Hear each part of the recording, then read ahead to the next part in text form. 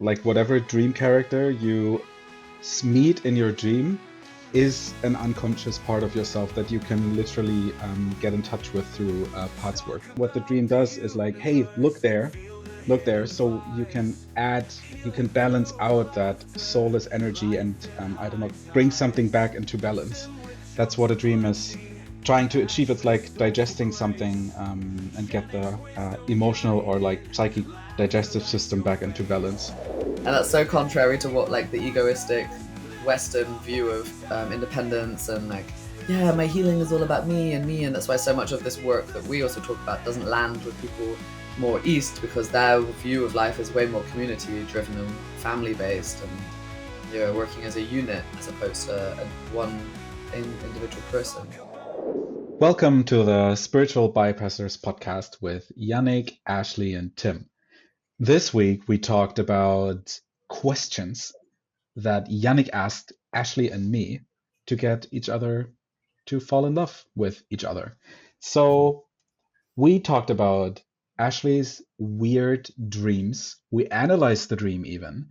We talked about trauma. We talked about the body. We talked a lot about friendships and values. So this episode is just packed with interesting conversations. We felt really good having it, and we hope you enjoy the ride as well. So have fun.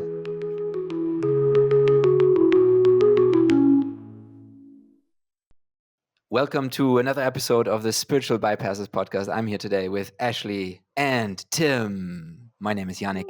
And today, that's right. Today, we will continue what we started last time. We will ask questions that are designed to fall in love with each other or make your love even deeper. And while we do that, we will share some very, very interesting insights from our lives and about our lives, because some of those questions are really personal. So I'm really curious. Last time I was the one sitting in the seat having to reply, but now this time I'm going to ask the questions. So this is really exciting. I got my microphone ready here. If you guys are listening on or watching this on YouTube, you will get to see my amazing microphone. Since I have this microphone, I'm so much more motivated to do these podcast episodes. So yeah, if you have like too little motivation for anything in your life, just get yourself this like a magic wand, something that's really fun, and then everything looks like a mushroom. Yeah, get yourself some mushrooms and everything will become much easier. Or a phallus. Really a phallus? I'm not sure. It looks like the Elon Musk rocket. Yeah, that's what it is. And guys, how are you doing today? Are you excited for the questions that will make you guys fall in love? I mean, have you ever thought about falling in love with each other? That could be a thing, become a thing after this episode. No, I don't fall in love with my siblings. Ooh. I feel like I'm like I'm interviewed right before like a football match or something. Tim, how do you feel towards this big match? Yeah, it's just a game of two halves at the end of the day. It's just the ball, 90 minutes. It's also nearly a year ago, almost, that Tim and I were on our little adventure around America. So around America. Wow. Sounds like we've had the biggest like what's the movie called where this one guy just gets lost and dies in the end, and it's super dramatic. Into the Wild. Yeah, but it was the opposite. It was Into LA. Into LA. Into LA in New York. Very easy to survive. But it was wild. Tell you that. But it's true. What a coincidence. There are no coincidences, but now we're here. Call it Ashley. Now we're here. From the bottom, still about down. to fall in love with each other. That's the worst song title. Started from the bottom, still there. Still hanging in there. Amazing. Started at the bottoms, got deeper.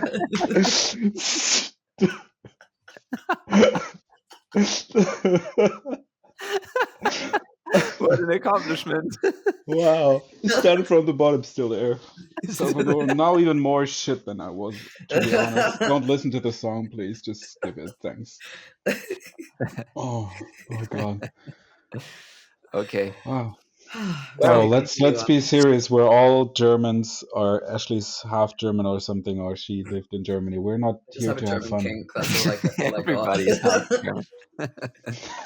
Everybody in the world is half German. All right. Starting off with question 13. And this question is great. It's a great one for Ashley. It's a great It's a question. great question. It's Great the best question. question of all Beautiful question. questions. I ask the best questions. Question comes from China. From China. Last episode, you compared me to Donald Trump, and you're doing it again this time. So Oh wow, that's true. That's true. This is a great question. I like this question. This is an amazing question. This is a great question.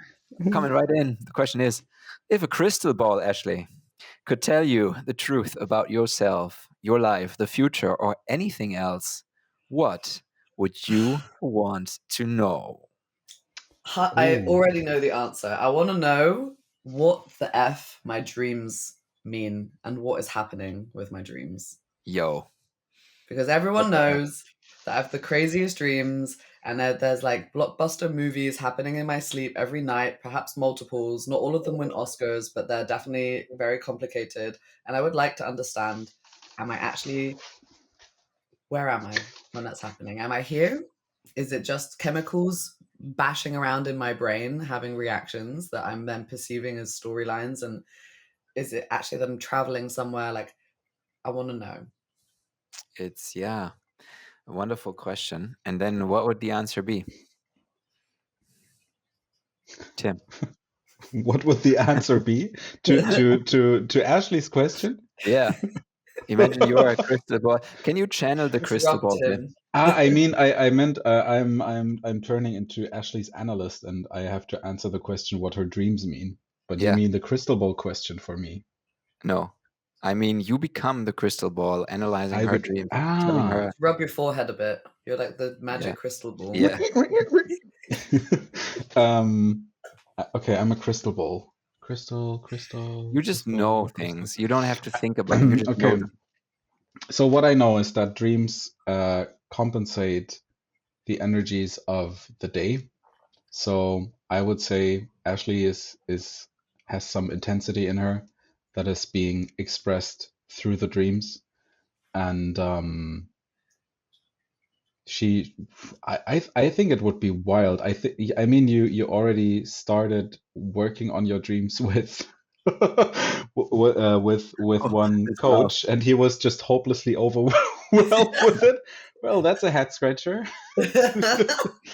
So I would be curious what happens if like a Jungian analyst with 40 years of experience takes a look at your dreams, like genuinely curious, because they're really just weird stories. Or maybe you should just become the next David Lynch, Ashley Lynch, and make movies out of everything that happens in your dreams.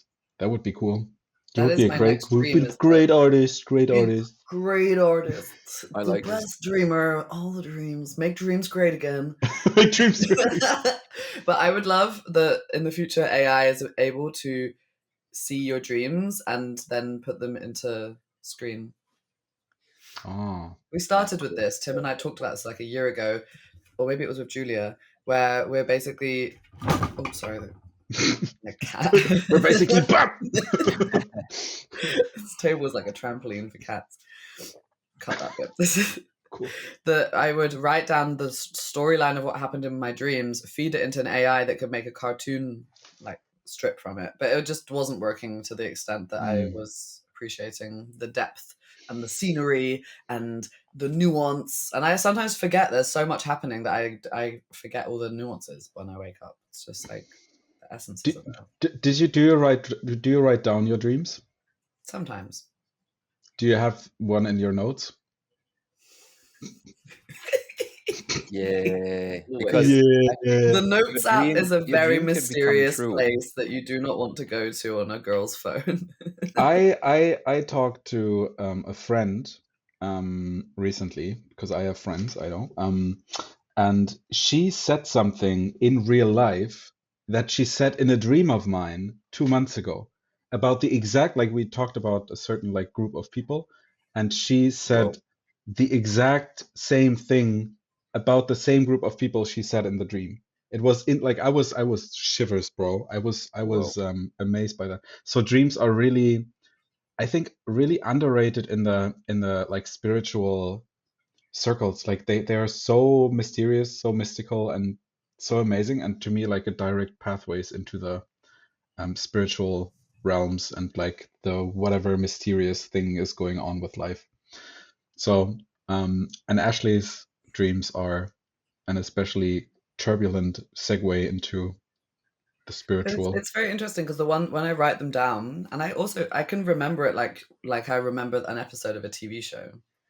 Like I read these what I've written, and I like remember this dream, and it's just like the catalog. I think this is Yeah. also because I've watched so many films and TV shows growing up, and I like have such an affinity also with TV, and like quotes and scenes of things are always floating around inside of me. So I feel like with the dreams, I can really tap quickly back into what happened there. Like I can remember so many of my dreams of all these different plots and things with like Voldemort and Nazis and tsunamis and like Voldemort Nazi tsunami. great movie. Cool. Great movie.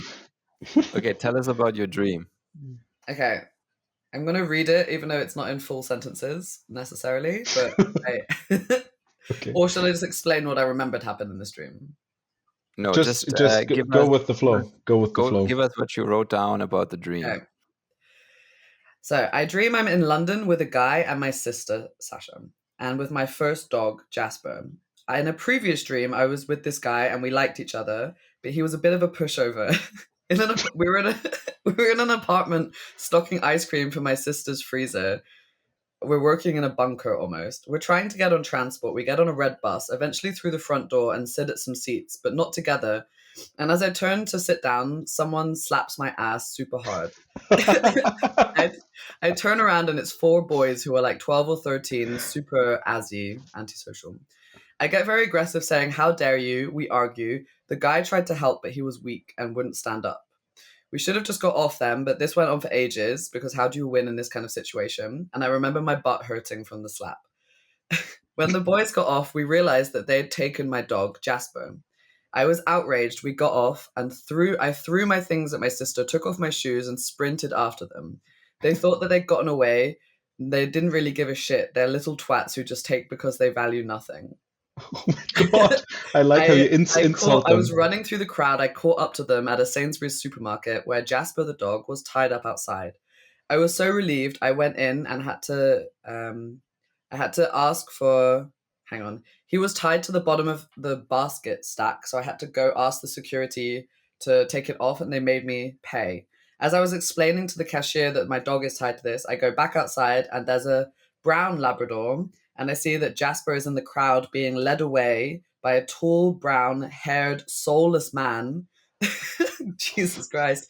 Comes back with just his leash, saying, "Your dog has been swapped, and there's nothing else that you can do." I leave in desperation and silent grief and loss, and I try to gesture to him that I'll pay him, but he's so disconnected from feelings, he even forgets what I mean and thinks I'm asking for money for food. I feel lost and helpless, and then I wake up.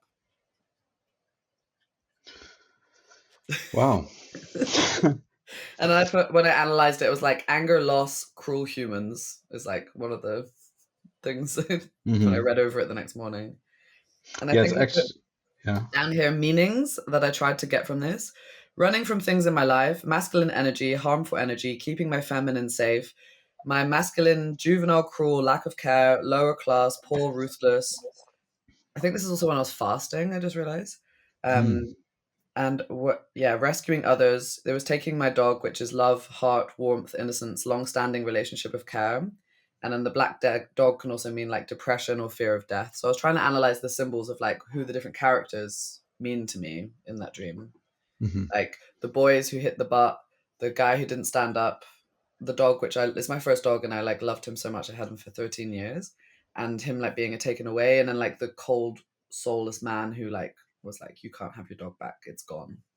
Yeah. So Tim, off you pop. Well, what I did was I had ChatGPT listen to your sharing, put it into You ChatGPT, sneaky, you son of a bitch. Jannick! and told him to analyze the stream with Carl Jungian philosophy. Carl And what Jungian. ChatGPT said is, this stream is rich in Jungian symbolism, reflecting deep personal struggles, unresolved emotions, and archetypal themes.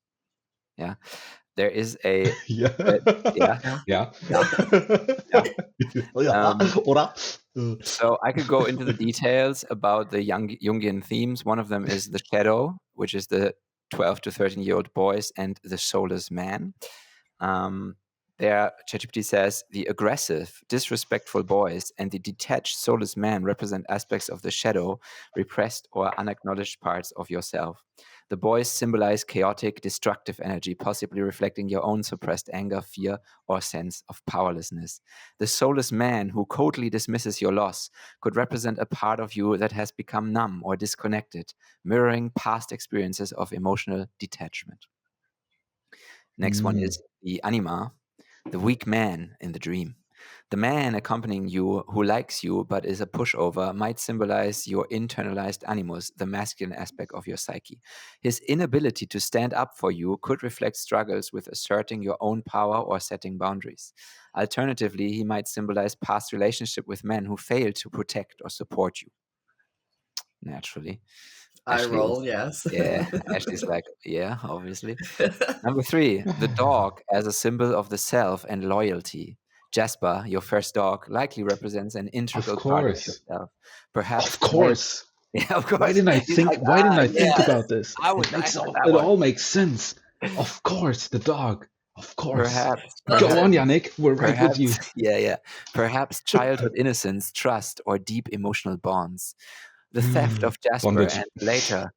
and later his swap with an unfamiliar dog suggests a loss of something deeply personal.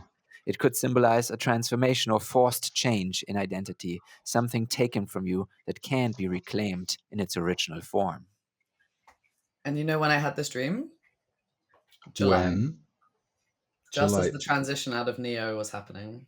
Oh. Weak man, Something, identity change. Sorry. Silent dig there. something taken from you that can't be reclaimed in its original form. Yeah, interesting. Yeah, The I mean hero, it's definitely you can also look at the general theme of the dream. Like in when you look at dreams, you talk about the setup, like the whole just the vibe of the dream, and in that case it's like a chasing dream. Like you're running after something. And also, second thing is that it's important to like the last bits of the dream are sort of the resolution, sort of what is closest to you. And you said you even like the dream ended with a feeling of hopelessness, and I guess maybe that's also what you woke up to or something. So that could be significant as well, that there's like a feeling of hopelessness that you don't see, because dreams usually show us what's unconscious, so what we literally don't see. Like it's like we don't know the stuff that is going on there. That's why it's so important to read them. And they get yeah, the nature of the dreams, like the chaotic nature, changes a bit the more we work with them. But it's actually it's working. I think that resonated with you, Ashley, didn't it? Yeah, yeah. ChatGPT is I taking have over more. all of our jobs. I want to share a bit more about this. Can I just add a question, and then you can also maybe it helps your sharing. Yeah. What the fuck do I do with this analysis? Oh yeah. You look so Or maybe let every Yannick answer his thing, but I just want to throw that in there that like that's yeah. always when I'm like, cool, but like what do I do with this now? Yeah, to me Oh, it's like yeah. it's about self-compassion and understanding what's going on, and then this is something to investigate, right? You have a lot of tools to self-inquire, and so using them on the things that resonated on the other analysis, and can then maybe bring some light into the darkness, like let you focus on the right things, the emotions that are still like unfelt. I always like to bring in Freudian's repetition compulsion. So the repetition compulsion, that we repeat the same patterns and things in our life, they both, in my opinion, apply to dreams and to real life, quote unquote. And so if we want to break out of that cycle, we need to look at the things that are like repeating. And with this, it shows you really like where to look in order to break that cycle and what emotions to feel there. Yeah, yeah, I agree with that. And I would just like the classic Jungian take would be to do active imagination with the dream and journal about it. Like whatever dream character you meet in your dream is an unconscious part of yourself that you can literally get in touch with through parts work. So, for example, the soulless man, you have that's so like when you meet was it your sister? I think it was your sister in your dream. It's not about your literal sister. The sister is symbolizing an aspect of you that you are that is somewhat unconscious. So you have like whatever the sister represents to you in you, as well as you have a soulless man internalized in you. And you can ask yourself, like, how is my masculinity, like, to what degree is it soulless, and what maybe is like, am I happy? Maybe some people are happy with this soulless masculinity, but I guess you aren't. So it's like, what does it need? What does that man inside of me need to feel more soulful? How would he act? How would he think? How would my life change if my inner masculine was more soulful? How would that look like? So all of these questions, like the dream is always a way to counterbalance a deficiency, like an energetic deficiency in the psyche. So if you're I don't know, and encountering a soulless man, that means like the weight on the scale is too heavy, and what the dream does is like, hey, look there, so you can balance out that soulless energy, and I don't know, bring something back into balance. That's what a dream is trying to achieve. It's like digesting something and get the like emotional or like psychic digestive system back into balance. So it's really, and it's really, I think it's just a window into our unconscious that is like super underrated. And actually, it's not so hard to work with dreams. We can do a separate episode about that. There's a very easy dream reading process that we can use. That's also very somatic. Like it's really interesting. We should do this. And maybe even Jared, the coach that you and I both worked with. Like, yeah, very interesting guy. Yeah, right. Ashley and I we're working with Jared Gilmore, like a Jungian life coach. Check Jared out; he's an amazing man. And it would be cool to bring him on the podcast. I recently was in touch with him as well, and he's the one that attempted to read Ashley. I think he did a good job in the end, but you have dreams, and then you have Ashley's dreams. So yeah, cool. We made it through one question so far. 20 minutes. Right. So only 20 minutes. But that's what these are for. This is probably going to be the whole of series 2 is just answering these questions. Yes, exactly. That's going to be the joke. Also, we're not falling in love whatsoever. Like the questions are completely missing the point. Today we will finish the questions and then we do one more. We also can do like a speed round. Like everyone has like 20 seconds to answer the question. Could do that, yeah. But I want to finish the analysis. So the number 4. Sorry, Mr. Professor Apitz. Yeah, the hero's journey, which is chasing after Jasper, a classic hero's journey, and this might reflect your real life fight to reclaim lost aspects of yourself, whether it's personal power, emotional safety, or a sense of belonging, which also matches the time that you mentioned. However, despite your efforts, the dog is ultimately swapped, suggesting an unavoidable shift in your identity or emotional landscape, which is interesting that it shows up here again. And then, really interesting, the marketplace and money as a symbol of value. The setting of Sainsbury, a supermarket, might represent the commercial or transactional nature of modern relationships and identity.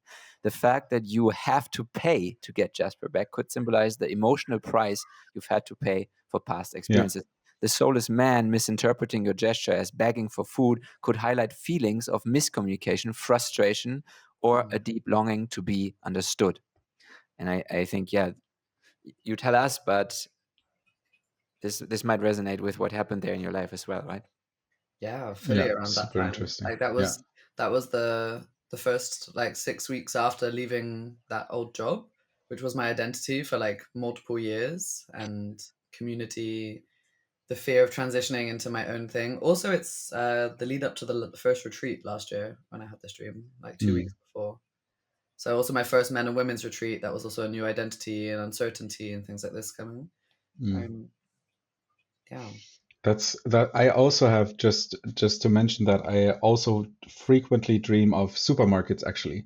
Like I also have like some sort of journey that ends in a I think I had 3 dreams or something in the last weeks about a supermarket, and to me it's also this transactional kind of moment. And I want to share one last thing about dreams, because they can also tell the future, and I don't mean that like in a esoteric way. I have no explanation for it, but apparently it just is like that.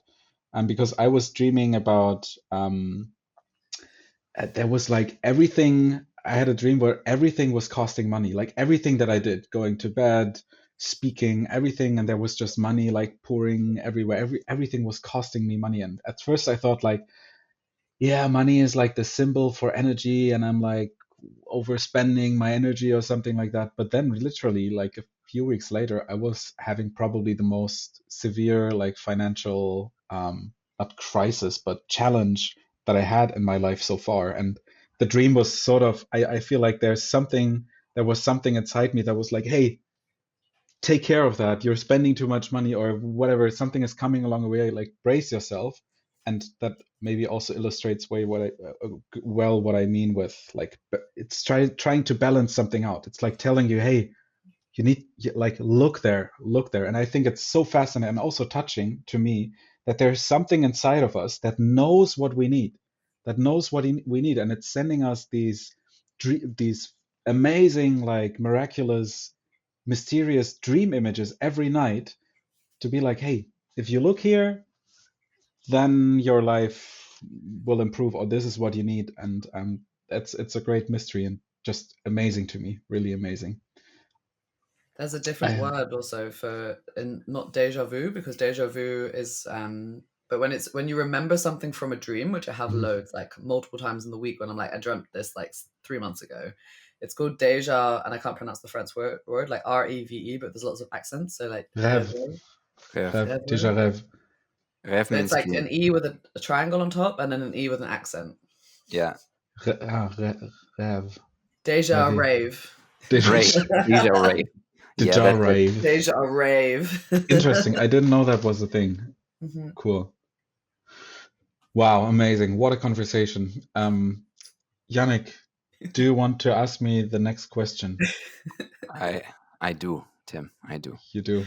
Now pronounce I still have feelings for Jannick after the last episode, to be honest. And I'm fighting here.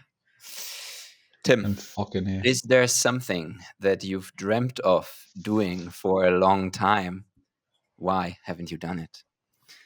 Now dreams again. Dreamt. Is there something I dreamt of doing for? Oh yeah. There's lots of things. One thing is to like record an album. I don't know if I ever talked about this on the podcast, but I think over the course of my life, I played in like 7 or 8 bands, ranging from hardcore punk to ambient to indie to post rock, like a lot of genres. And I was writing songs and singing also for one of these bands. And I have a set of, I think it's 20 songs, all written, like all structured. It just needs lyrics and like some fine tuning that I need to record. And it takes a lot of like effort and time and energy to record them.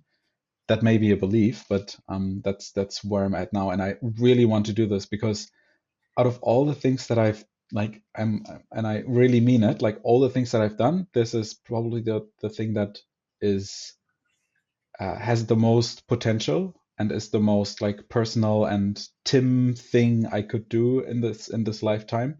So it's really important to me, and I want to make this happen this or next year and take this like more serious. And yeah, that's one thing I would say. Yeah, and I Why can't think haven't you of. done it?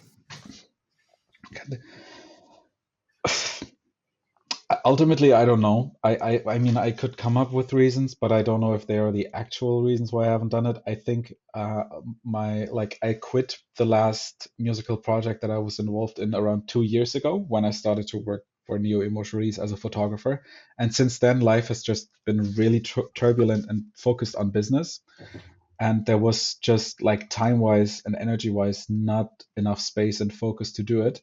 But I feel, and it also wasn't so important to me, but recently I also, I did a lot of parts work, and I feel like this part of me, like this musician aspect of me, needs to be more integrated in my life, because it's super important to me actually, and I underestimate and underrate how important it is. So that is being more present recently. But ultimately, I don't know. Like, this is one of the things where I'm like, I don't know why I don't do that. Maybe because I know what big of a task it is. Takes a lot of discipline and really like sitting down for dozens of hours, also doing many things that aren't so fun, like mixing and repeating, like playing things over and over again, singing. Like, there's a lot of things just to do. Um, Maybe I'll also get help. Maybe I'll sit down with the producer. Let's see. But that's, I think, why I didn't do it. That's the reasons that come up, at least. But maybe there's something bigger. Maybe I'm just denying the call to adventure or something. I'm not ready for my hero's journey or something like that. I don't know. Thank you for your sharing. That's interesting, and I feel like it's nice that you like are talking about it and committing yourself to like do it, and that it's coming closer. Feels nice. Yeah, but I have to say, like, this is something that I observe a lot also on Instagram. I think it's a bad idea to talk about things that you're about to do when you haven't done them. That's all. Like, I listened to, I heard this on some other podcasts as well, that there's even a name for that, but it releases dopamine to talk about these big things that are coming up. I see like so many coaches. It's kind of a meme by this point.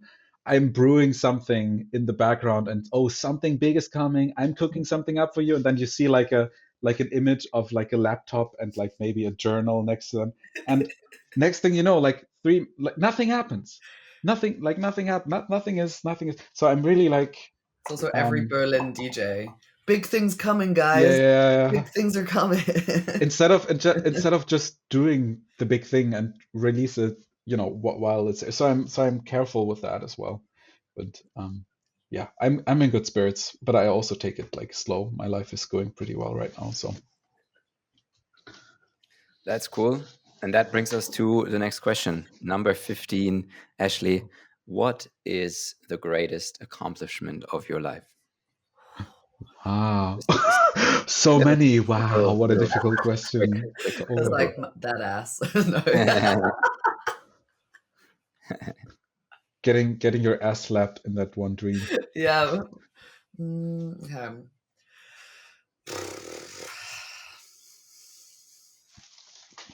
Oh, I know it. I know. It's a good test to see like what the other person would say as well. I know it for you. Like,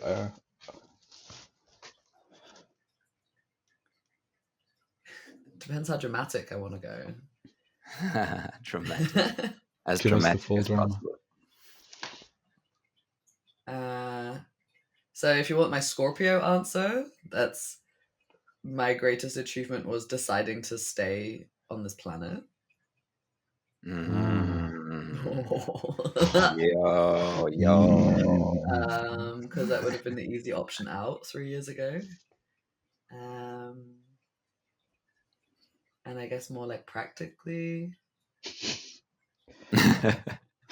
It's very unpractical. Yeah. Just like kind of avoid it. I know it's just like the overall work I'm doing right now feels like it's very unique and it's touching a lot of people, and it's the first work I have that I don't have imposter syndrome. Because it's actually coming from a place that I feel competent with because I actually went through it. Whereas like all my other jobs, work I had, all the industries I worked in corporate and stuff, I never felt fully in the right place because I always felt like a fraud and that something wasn't fully aligned. So I can't put it down to like a one singular thing. I'm curious what Tim has to say as well. Yeah, similar actually. I remember one webinar that you did in LA, and I think I was sitting outside. I was not attending. It was for Emotional Release back then, and I think there were like 100 over 100 people joining, and Ashley was just screaming and blah blah blah. And you know, she does that usually, so I'm used to it. But this time, like without attending, I was just sitting there like working on my laptop or doing some stuff and just hearing. I was like, something special is going on here. Like I can tell something is like something in the field is shifting. Like it was very tangible. And then you know, Ashley left the room and said, yeah, that happened.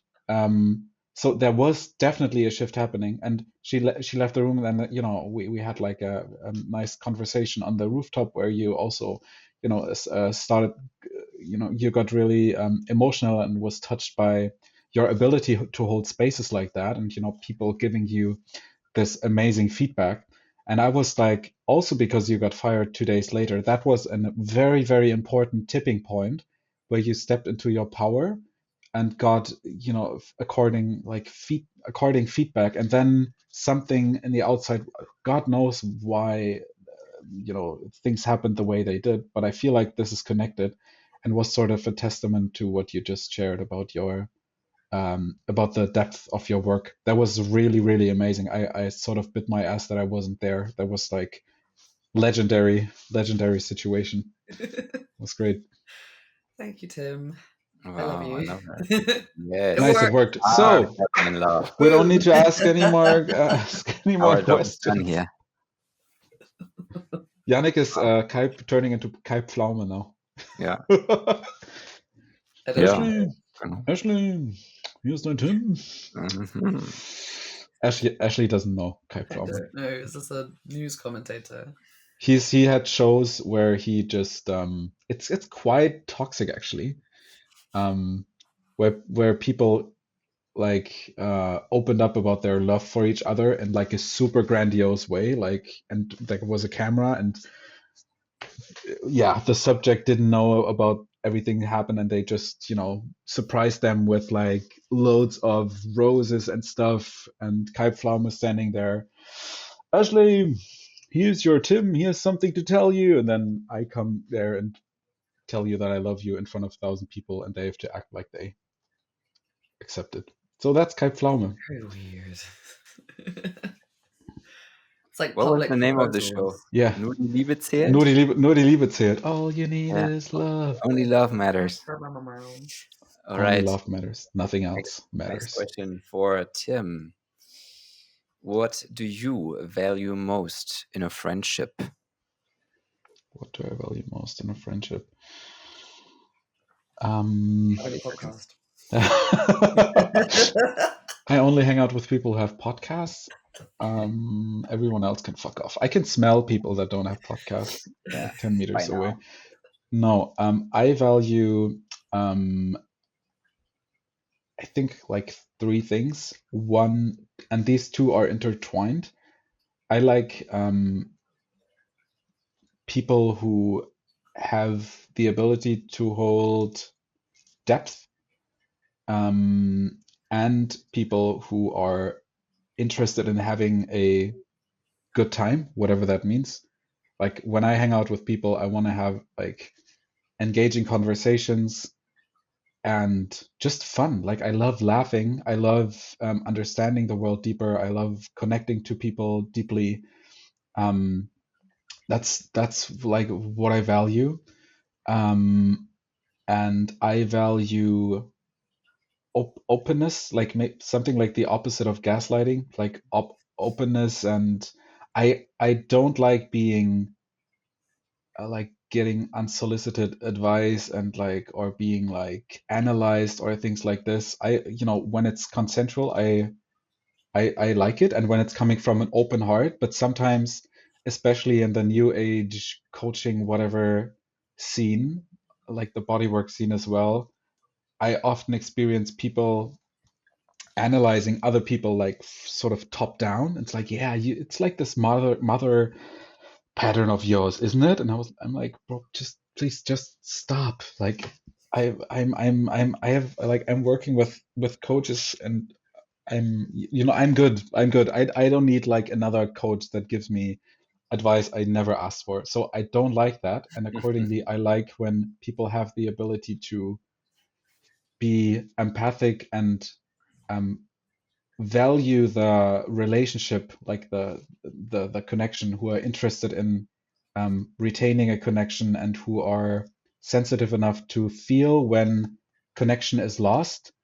And that is happening, I think, a lot when people are starting to analyze or to judge or to trying to save or yeah, things like this. So I think that's about it. And I like people who do cool shit in their lives. Like I like people who have like, yeah, who inspire me. That's also important. Like, not that I don't like, I don't want to put people into the category of boring and not boring people, but I like just like when people enjoy life and try to make the most of out of their life. I feel that's the people I want to be around.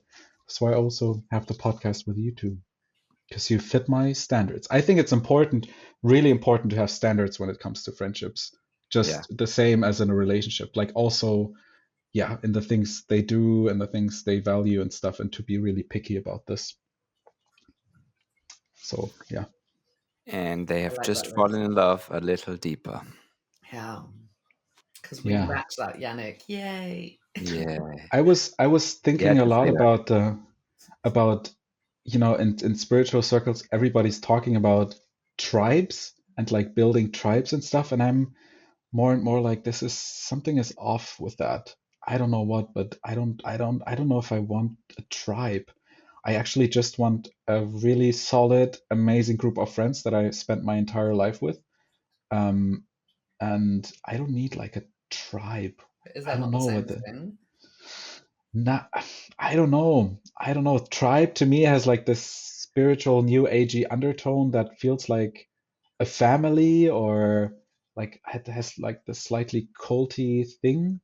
I don't know. I don't understand it fully, but I've right now I'm in no tribe. I used to be in tribes like the whole time, and I feel good about it actually. So I don't know. It's just random thoughts. All right. Thank you for your random thoughts. And appreciate. I did Pre- this morning, just to add on that to close it. Like I saw a reel that was like, the price you pay for community is um, having people around you a lot. It's going sometimes to things you don't want to go to. It's being there for people maybe you want. And it was like, not to say you need to be a people pleaser, but that sometimes the price of being around in connection with others is that there's a lot of busyness and there's a lot of other people's energy around. But it was quite an interesting reel to be like, go to the things you don't want to go to, support your friends, and like show up Yeah, for I them, mean, what help is them move that? house when you don't necessarily want to. And that's so Yeah. contrary to what like the egoistic Western view of independence and like, yeah, my healing is all about me and me. And that's why so much of this work that we also talk about doesn't land with people more East, because their view of life is way more community driven and family based, and you're working as a unit as opposed to one individual person. Yeah, I don't necessarily talk about community. I really talk about this tribe, like the term tribe and everything that is connected with that in like new age, new age circles. I think something feels off with that, but might also be my projection. By the way, I can announce something. I'm going to be part Big of things coming.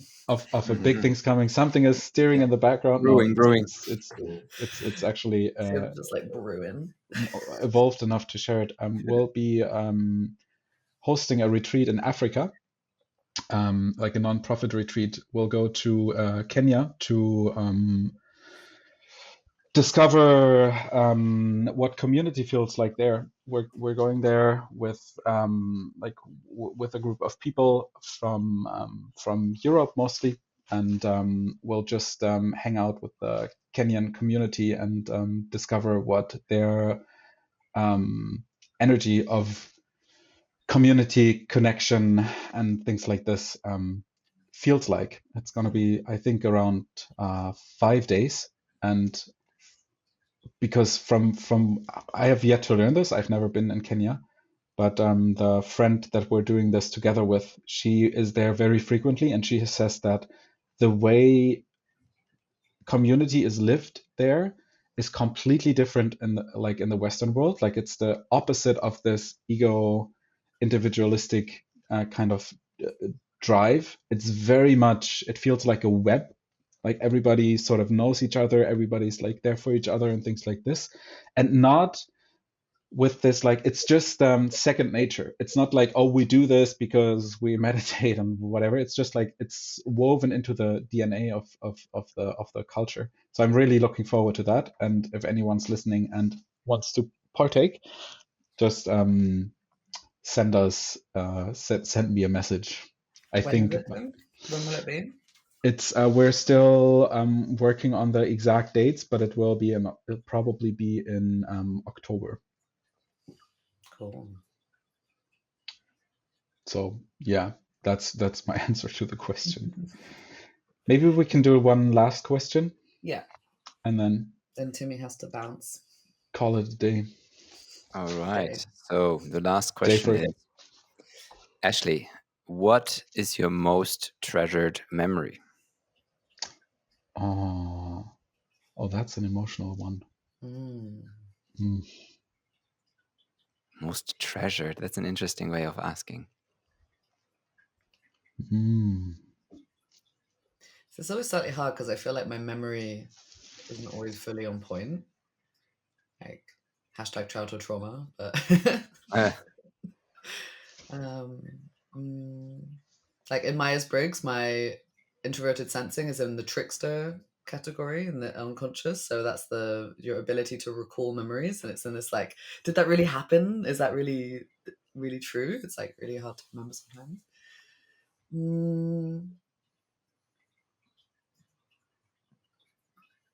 Can I answer this on the next episode? What a cliffhanger.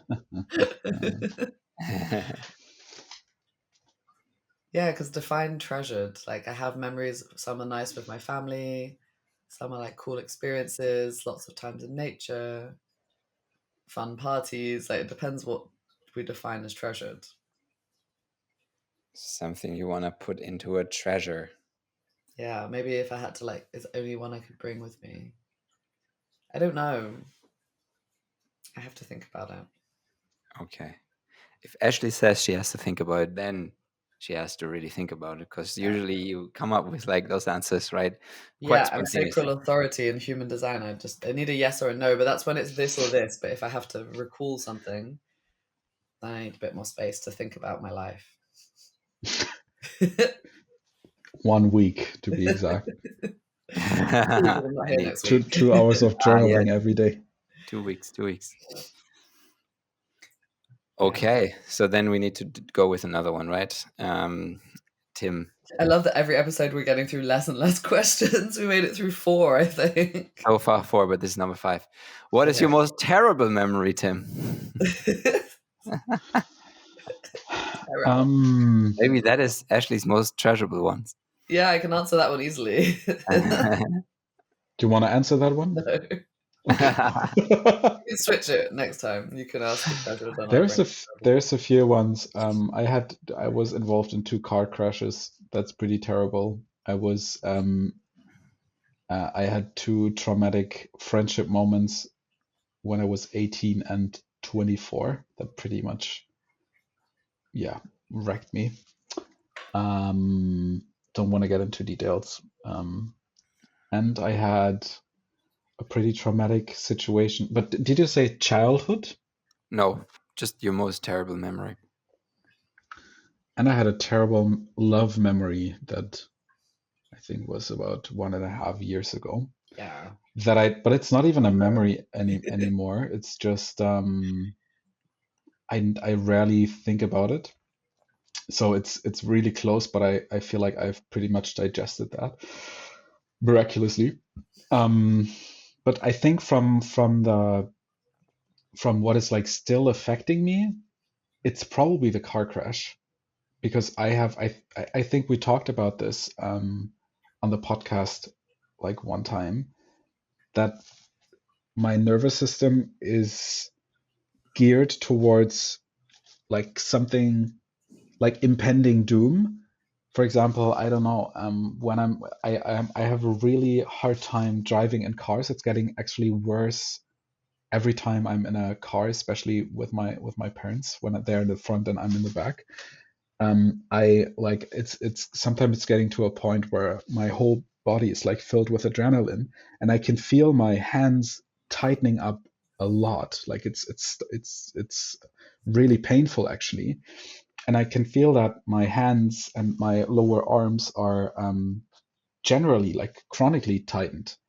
And I also sometimes get visions of bad things happening. Like, for example, I'm on the train and I have this really intense vision of somebody walking in with a gun and just shooting people, or something, I don't know, something is falling from the wall and hitting my partner's head and she's dead, and things like this. And they're really intense, and they're like overcoming me in a way. And I think that is I think it's coming from the car crash. And this is also something I want to work on this month with a Grinberg method. It's a psychosomatic method practitioner in Berlin. So I'll have some updates about that. But I think this is also why I'm biting my nails and why there's like, restless leg syndrome. It's 2 car crashes when I was 4 and I think I was 5. So yeah.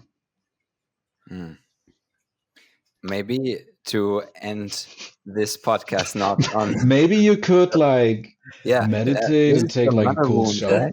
This is your mother wound, I think. Yeah. Maybe have you tried going for a run like every second day, You tried 30 Spending minutes? time in nature. bathing. Try No, ice but bathing? for real, I feel like we could end this podcast with a lot of value by like you, maybe Tim, sharing a bit more about why did you choose this method and what is this method about, because probably you're not the only one like still being affected today in the body with traumatic things that happened in the past. So could you share a bit more on why you choose it and like what is this method about? Like how does it work? Yeah, the Grinberg method is very similar to emotional release, basically. I chose this because there's one practitioner, her name is Anke in Berlin, that is like legendary, and I know a few people who've been with her, and she's like an expert on these things. And it's just like emotional release. It's about stopping. It's about stopping automatic patterns in the body through body awareness and attention, and then to make these automatic patterns, like an automatic patterns when I bite my nails, for example. That's almost like I don't do that consciously. It's almost like it's happening to me. It's automatic. And what is done in that with that method is the automatic patterns, like the holding patterns in the body. For example, tightening the shoulders, the arms, the hands, or whatever, are getting the practitioner helps to make them conscious through touch, through movement, through expressing. It also works with trigger points. It can be apparently very, very painful. So I'm bracing for that.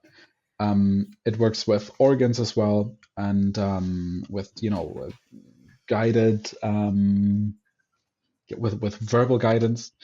and it's a lot about getting to know the holding patterns in the body. So whenever you hold something through tension, you also hold something emotionally, and that bridge is built with the Grinberg method and with a lot of other body-based therapies. I chose this one because there's just a very interesting practitioner in Berlin who does this like old school. She doesn't have she doesn't even have a website, but everybody talks about her, so it's kind of cool.